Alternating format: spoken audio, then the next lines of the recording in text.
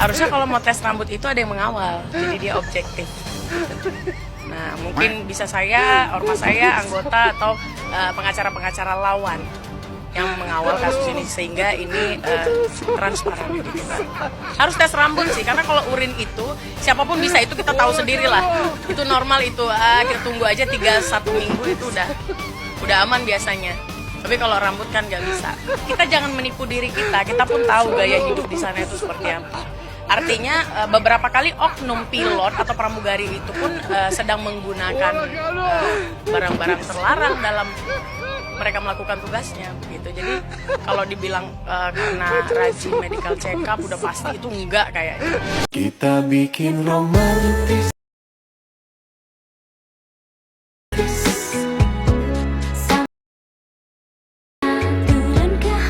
Ada Salsabella, sepertinya dia sudah siap menjadi orang tua asuh dari Agus. Ya, setelah ya hiruk pikuk komentar-komentar, statement lawyer-lawyer Agus, sekarang muncul lagi Salsabella yang menyerang Novi, suruh tes rambut dan sebagainya. Lu siapa? Lu siapa Salsabella, orang tua asuhnya Agus? Ya. Kan Lor, Agus udah bisa ngelihat. Oh, alhamdulillah kalau udah bisa ngelihat ya kan. Jadi apalagi yang mau diributin kan? Uang donasi kan Agus sudah nggak butuh duit kan. Yang Agus butuhkan kan harga diri. Ya udah, makan aja tuh harga diri kan. Yang butuh duit siapa? Pengacaranya. Pengacara ada urusan apa? Nggak ada hak ya kan untuk ngurusin uang donatur. Mendingan uang tersebut ya udah dialihin aja sama orang yang lebih membutuhkan kan. Udah clear. Jadi mau ngejar apa lagi? Udah selesai. Itu Agus sudah bisa ngelihat kan? Iya. Yuk guys, balik lagi di Kelvin Official. Nah, kita lihat seperti apa beritanya. Yuk kita lihat, ada beberapa berita yang harus kita lihat dan kita nanti reaksi bareng-bareng dan kalau komentar seperti biasa ya. Nah, ini beritanya seperti apa, kita lihat bareng-bareng guys. Mantan leci nggak usah diladenin teh, bener. Bener. So kepinteran lagi, maksud gue kalau misalnya bidangnya udah dileci, udah leci aja. Mbak Leci ada baiknya nggak usah utak-atik urusan si Agus deh, beneran ya.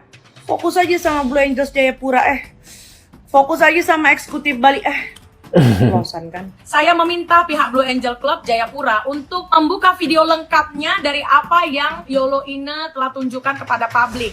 Karena dari video lengkap terlihat ada siapa di sana, ya. Lalu untuk Yolo Ine tunjukkan bukti transaksi atau apapun yang bisa membuktikan saya sebagai LC di Blue Angel Club Jayapura. Jika tidak, kita akan bertemu di jalur hukum. Udah perilaku orang ini memang suka ngomong ya. Coba aja berani terang-terangan ngomong sama saya ya. Berani dia menghina saya ya. Denny, lu ngomong kasar, gua hajar lu kalau berani ngomong sama saya. Terus ditanya kan, ada statement juga yang bilang katanya Teh Novi gayanya hedon, katanya gitu. Guys, aku hedon dari mana? Kalau kalian lihat, mungkin kalian lihat YT aku, baju aku kayak gitu-gitu aja guys. Aku cuman ngonten itu pakai kaos, celana jeans sama seragam tulisannya Pratiwi Novianti. Cuman itu aja. Aku nggak berlebihan dalam make up, dalam berpakaian. Tapi masa iya sih kalau sesekali kita pergi nggak boleh pakai baju bagus gitu kan? Bukan berarti itu pakai uang yayasan. Dan aku bisa pertanggungjawabkan itu guys.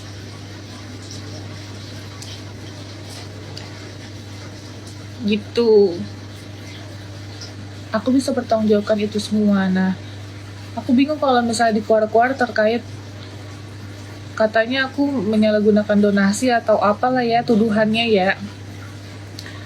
Kok nggak berpikir 4 tahun aku bantu orang dan tiba-tiba ada orang yang sekarang dalam perjalanan 4 tahun ini keluar-keluar tentang yayasan kami, tentang katanya semuanya hanya pura-pura. Kok pada saat 4 tahun guys? Kenapa pada saat 4 tahun? Kan aku dari 2020 sampai sekarang 2024. Terus dibilang katanya, Allah hanya merawat anak 5, katanya gitu. Lah, kok anak aku yang kemarin, anak asuku.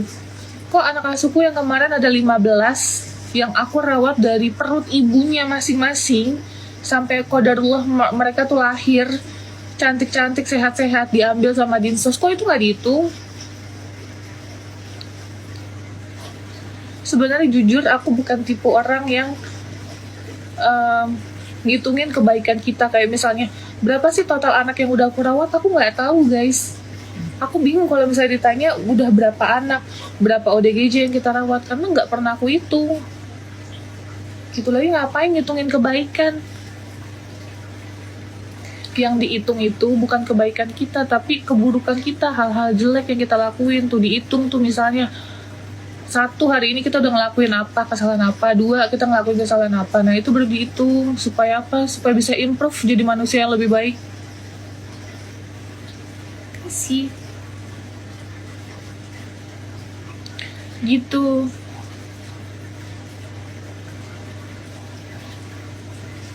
Nggak, maksudnya agak lucu juga, maaf ya.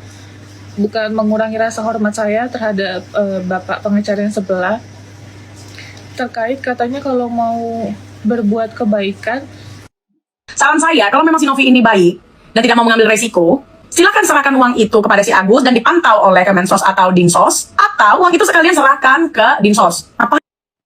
Mbak, itu nggak usah repot-repot ya ngasih saran ke Mbak Novi supaya uang donasi itu balik lagi ke Agus dan dipantau oleh Kemensos dan Dinsos.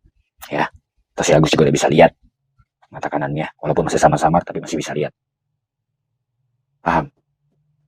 Lo donaturnya sendiri aja yang minta uang itu kembali ke yayasan.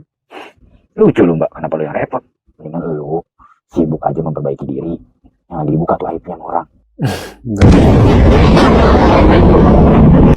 Kalau tidak ada biaya untuk melakukan tes tersebut, saya Yoloina bersedia membiayai untuk tes lab kalian. Ada satu video Agus yang bikin gua nggak habis pikir. Nih lihat nih. Aku depresi loh Mbak Novi terakhir. Netizen gak berhenti komenin aku seperti itu. Maksud gue gini loh, kan Agus lagi nggak bisa lihat nih katanya, ya kan? Nggak tahu nih kalau emang lihat sendiri. Tapi kan katanya kan nggak bisa ngelihat. Ya nggak usah dikasih tahu gitu loh, hujatan apapun, apa segala macem gitu ya kan? Secara nggak langsung gitu ya, mentalnya kan jadi berantakan nih, ya kan? Iya dong. Nggak usah dikasih tahu gitu loh. Lagi ada masalah apa di luar, lagi ada omongan apa dari netizen, nggak usah dikasih tahu. Kan Agus nggak bisa lihat. Berarti kan mendengar kan? Berarti ada yang ngasih tahu dong. Ini ada yang mau ngomong begini nih, ini ada yang mau ngomong begitu nih. Ini tujuannya apa? Udah mah belum sembuh, masalah kemarin belum kelar, ditambah lagi selentingan-selentingan dimasukin terus. Nggak tahu nih ya tujuannya apa ya. Menurut gua kalau misal memang pengen nih si Agus sembuh gitu ya kan, nggak usah lah diceritain apapun itu yang bikin mentalnya drop. Kan sebagai keluarga harusnya lebih tahu gitu ya. Agus tuh gampang banget drop gitu. Mental dan hatinya tuh gampang banget drop. Nggak usah diceritain. Kalau emang lu niatnya pengen Agus sembuh beneran, ya udah jangan diceritain. Tapi kalau pengen ada maksud yang lain, silahkan.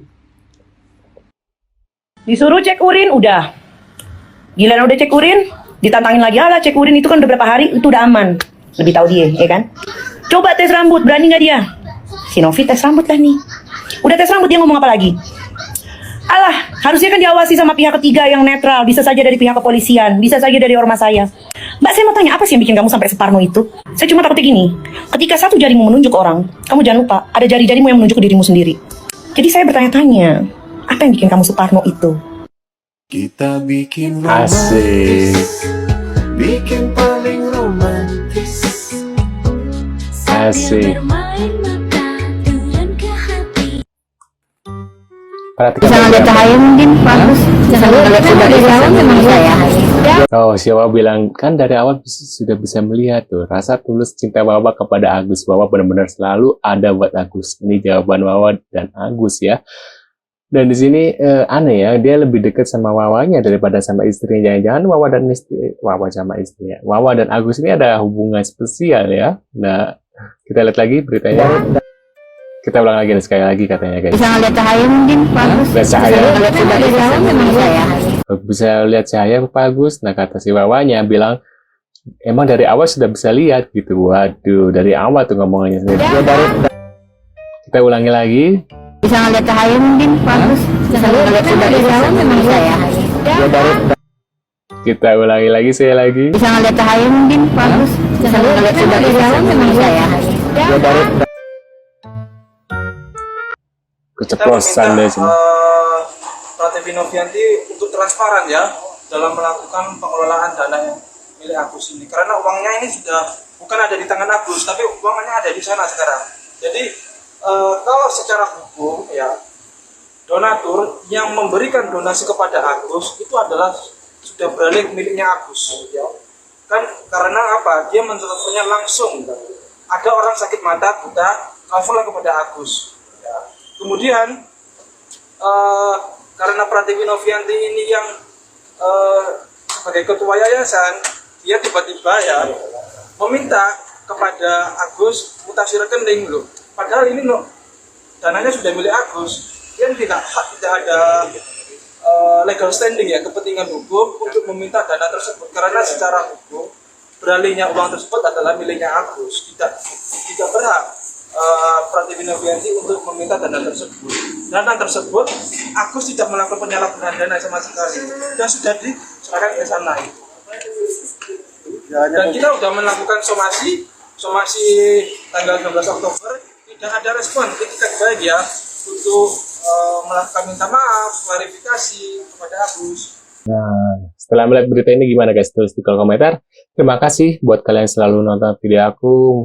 Mudah-mudahan rezekinya lancar, dan buat Agus cepet-cepet taubat ya, dan minta maaf sama Tenovi. Kalau nggak ada Tenovi, lu nggak akan seperti ini, nggak akan seviral ini. Ini karena bantuan Tenovi, harusnya bersyukur. Jangan sampai nih kedepannya kamu ditinggalkan semua orang ya. Nah, menurut kalian gimana? Tulis kolom komentar. Terima kasih dan sampai jumpa di video selanjutnya. See you guys.